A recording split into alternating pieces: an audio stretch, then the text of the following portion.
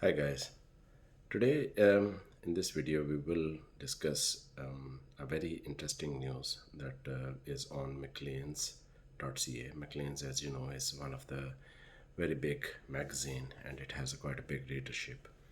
And McLean's website actually has this article that has been published. It's going to be published in the McLean's magazine in January.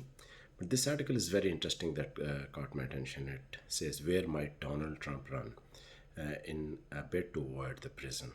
We all know that Donald Trump has lost the elections and President elect Joe Biden is going to swear in on January 20th. And on January 20th, Donald Trump is not going to be the president of USA. After that, there are quite a lot of problems that are on his path. He has some of the cases, some of the investigations are going to open in New York. And there are some of the tax related, some of his finance related investigations that are going to start, and there are very good and fair chances that those investigations will lead him into some sort of trouble in or the prison time maybe. So McLean's website has published a very good articles. It is written by Shannon Gormley, um, and she was discussing on in this article that where would Donald Trump run. The good thing or a very interesting thing about this article is that she came up with a scoring pattern. So they came up with the points number, like I mean with the points uh, identifying that if the Donald Trump is want to go to another country, they would rate that country based on certain points. And how did they allocate the point? Is that for example, if the country is very friendly to Donald Trump, like Russia. So there's 11 points. Country that has Donald Trump real estate already in there. There's 5 points for there. Then there are countries, that have no extradition treaty with U.S. That carries a very high points. So all these different points they actually put together and come up with the list of countries where Donald Trump would go. So the maximum points a country could secure in terms of different categories is 41. So they started off with a few countries. Started off with Slovenia because his wife Melania Trump is from Slovenia, but seems like that Donald Trump doesn't have any connection, so they gave it Slovenia 0 points. Then somewhere in Africa, if Donald Trump would want to just go out there and stay there, try to avoid all the legal actions in U.S. Not many countries have a kind of a the setup that Donald Trump would like, and they got 10 marks. 10 points out of 41. Scotland is another one where he owns some of the golf clubs, but it seems like they have extradition treaties with US. So that again, Scotland has 41 points.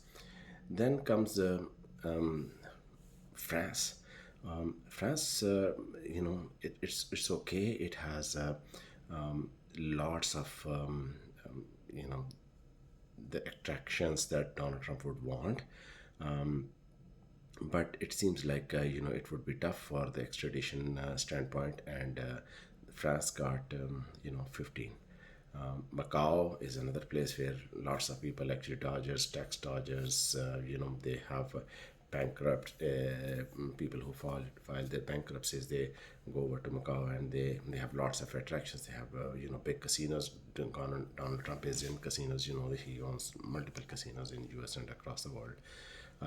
So Macau got very high points, like 30 points, and then they kept on going, and some of the most interesting ones are Saudi Arabia. Saudi Arabia is a very close partner of Donald Trump. Saudi Arabia has lots of, golf places, big seven-star hotels, all kind of pomp and show that Donald Trump would want it. and they have the monarchy, so they would be able to hold Donald Trump there for a longest time without extraditing him to US. So Saudi Arabia did very good in terms of the points, according to McLean's, 35.5 points out of 41. Then came Russia. Russia is a very close ally of Donald Trump.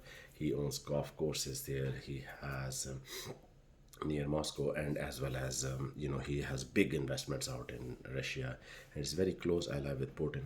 We all know that Putin has a very close ties with Donald Trump, and he is the last person like among the biggest world leaders, like the known world leader, big world leaders. Putin was the last one to congratulate President-elect Joe Biden. So Putin seems to be in, very much like a friend to Donald Trump, and that country actually carries the score of 38.5. But in the end, they came to UAE. UAE also, although it is a Muslim country, but it's a tax haven. Number one, Donald Trump has lots of golf course, like he owns the golf courses in UAE. He has secured $1 million weapon deal with the UAE, and UAE again have high-rise buildings, casinos, all kind of pomp and show, open tourism policy, and everything that Donald Trump would want it. And in the end, the UAE rulers, just like the monarchy in Saudi Arabia, are very close to Donald Trump. We recently know that based on the pressure from Donald Trump and Jared Kushner, UAE was the first one that has signed the peace treaty or has recognized Israel.